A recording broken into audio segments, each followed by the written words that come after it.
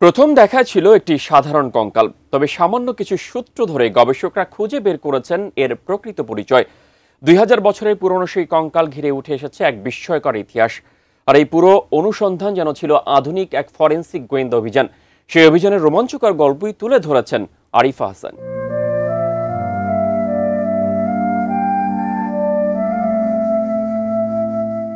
2017 সালের কথা।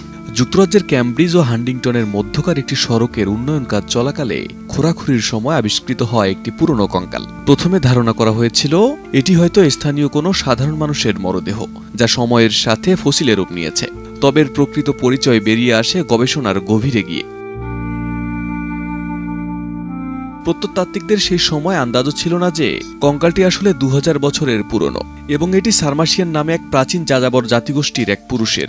এই তথ্য গবেষকদের চমকে দেয়, কারণ সারমাসিয়ানরা ছিলেন পারস্য ভাষাভাষী যোদ্ধা জাতি, যারা মূলত বর্তমান রাশিয়ার দক্ষিণাঞ্চলে বসবাস করতেন।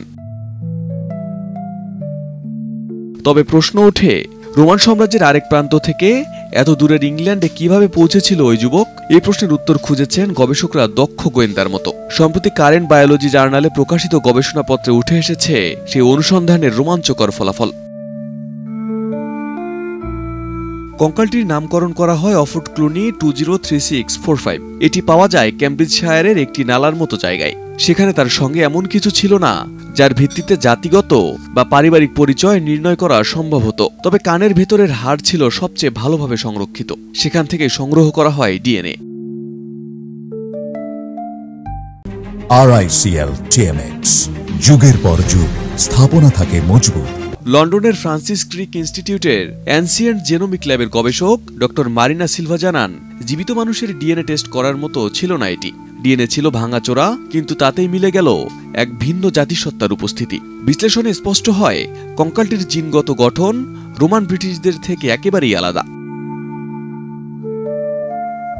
গবেষণায় উঠে আসে এই মানুষটি 126 থেকে 228 খ্রিস্টাব্দের মধ্যে জন্মগ্রহণ করেন এবং আনুমানিক 25 বছর বেঁচে ছিলেন। ক্যামব্রিজশায়ারের এক জলাশয়ে তাকে কবর দেওয়া হয়েছিল। তার জীবনের পথ চলার বিস্তারিত জানা যায় আরও এক ধাপ গবেষণায়। ডারহাম বিশ্ববিদ্যালয়ের প্রত্নতত্ত্ব বিভাগের শিক্ষার্থীরা দাঁতের রাসায়নিক বিশ্লেষণ করে নিশ্চিত করেন অফোর্ড তার 6 বছর বয়স পর্যন্ত খেতেন জোয়ার ও বাজরা, যেগুলো সারমাসিয়ান অঞ্চলের প্রধান শস্য। পরে খাদ্যাভ্যাসে আসে গমের আধিক্য, যা ছিল পশ্চিম ইউরোপের ফসল। মনে করা হচ্ছে তিনি হয়তো পরিবারের প্রথম সদস্য যিনি ব্রিটেনে পা রাখেন, এবং ঐতিহাসিক প্রমাণ অনুযায়ী 175 খ্রিস্টাব্দে রোমানদের সঙ্গে যুদ্ধে পরাজিত হওয়া সারমাসিয়ান যোদ্ধাদের একাংশকে ব্রিটেনে মোতায়েন করা হয়েছিল।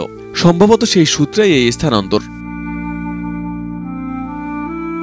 ডিএনএ এবং রাসায়নিক বিশ্লেষণের মাধ্যমে ইতিহাসের এই নিখুঁত পুনর্গঠন সম্ভব হয়েছে বলে মনে করেন গবেষকরা। তাদের মতে এখন পর্যন্ত এটাই প্রথম বায়োলজিক্যাল এভিডেন্স। গবেষকদের এমন সাফল্য বিশ্বজুড়ে তাক লাগিয়ে দিয়েছে। একটি পুরনো হাড় থেকে পাওয়া ডিএনএ, দাঁতের ভেতর লুকানো খাদ্যাভ্যাস এবং ইতিহাসের পাতায় হারিয়ে যাওয়া যাযাবর এক যুবকের জীবন, সব মিলিয়ে গবেষণাটি যেন এক আধুনিক ফরেন্সিক গোয়েন্দা গল্প। আর তার পরতে পরতে লুকিয়ে আছে হাজার বছরের পুরনো বিস্ময়ের ছোঁয়া। Arif Hasan, ATN news.